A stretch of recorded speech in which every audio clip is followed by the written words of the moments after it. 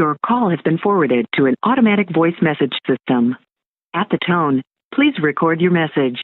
When you have finished recording, you may hang up or press 1 for more options. Mom, tonight feels off, like Dad hasn't gone to sleep yet. His office lights are still on, which is crazy because it's 2 a.m. He should have gone to sleep, but he didn't apparently.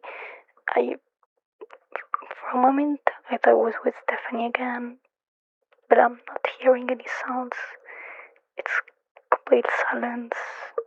I'm hoping he didn't fall asleep in his office, because I know he'll be pissed tomorrow morning, and I don't want to deal with that. I want to check, but you know how it is. I'll make everything worse if it's busy. I don't want to check